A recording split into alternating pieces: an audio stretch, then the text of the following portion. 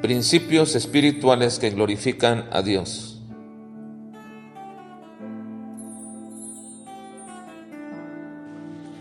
Principio cristocéntrico número 59. Jesús no era un luchador social, pero se ocupó de la necesidad de la gente. Marcos capítulo 4 al capítulo 6.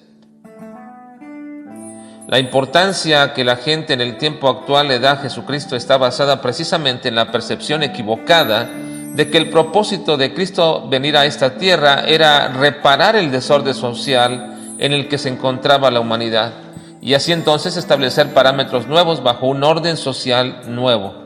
La percepción de muchos e incluso religiosos en aquellos tiempos es de que Cristo era un luchador social. No hace mucho, un político de nuestro país dijo que él era un cristiano porque Cristo era un luchador social y por tanto, al ser Cristo el luchador social más importante de toda la historia, entonces él se volvía un cristiano. Dijo que esta fue la razón por la cual fue perseguido por los poderosos y ricos de su tiempo. Y por supuesto que la visión de esta persona estaba guiada por su posición política. Y por ello no podía observar en el ministerio de Jesús la importancia de lo espiritual. Jesucristo fue claro siempre a este respecto. La misión por la cual Cristo vino aquí a esta tierra fue cumplir la voluntad del Padre dentro del plan de redención. Su ministerio se basó en predicar un evangelio del reino que nada tenía que ver con perspectivas sociales, ni de hacer justicia en ese sentido a la gente desprotegida y pobre. Toda la enseñanza de Jesucristo se basaba en llevarlos al plano espiritual. No hay forma de que alguien piense que Jesús tenía otro propósito, aun cuando en su tiempo los propios judíos ricos y poderosos ciertamente le veían como un peligro para sus intereses. Y no era porque Jesús le daba ocasión a ese respecto. Incluso hasta los romanos no veían peligro en Jesucristo de ser derrocados o de ser quitado el yugo que tenían sobre Israel. El mensaje de Cristo siempre fue conducido hacia las personas al conocimiento verdadero del Padre, y Él dijo: y esta es la vida eterna, que te conozcan a ti y a tu Hijo Jesucristo.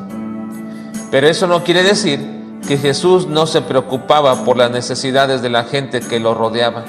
Cuando los discípulos iban atravesando el mar y Jesús estaba dormido, ellos tuvieron miedo y le dicen a Cristo: ¿no tienes cuidado de nosotros que perecemos? Podría parecerles a los discípulos que Jesús, siendo tan poderoso, Él podría salvarse a sí mismo, pero ¿qué de ellos? Jesús entonces se pone de pie y reprende al mar y se aquieta, y Jesús lo reprende por su falta de fe. Jesús después hace una serie de milagros que sería muy importante el poder ver a cada uno de ellos en el sentido especial. Lo que podemos decir aquí es que Jesús se preocupó por aquel endemoniado, por aquella niña que había muerto y por aquella mujer que había gastado todo su dinero con los médicos y no había sido sanada. Y luego Jesús también manifiesta su preocupación por la gente que no había comido durante toda aquella tarde, que le había escuchado predicar, y entonces hace el gran milagro de la alimentación de los 5,000 varones, sin contar a las mujeres y los niños. También Jesús se preocupó por sus propios discípulos, pues no tenían tiempo para comer, de tal forma que les dice que vayan aparte y tomen un tiempo especial para que puedan satisfacer esa necesidad.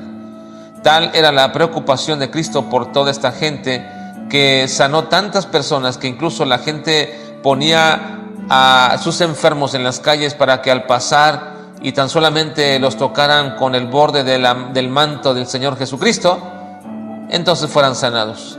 Jesús realmente se preocupaba por la condición en la que cada una de estas personas estaba, y ciertamente el Señor sigue preocupándose por nosotros y nuestras necesidades.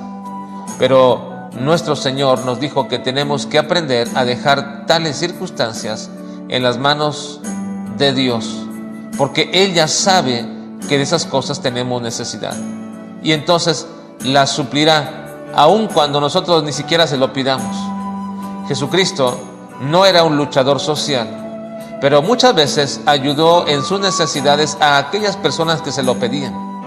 Los cristianos debemos dar testimonio de Jesucristo siempre como algo prioritario, Pero si podemos ayudar a alguien, no deberíamos dudar o posponer tal oportunidad.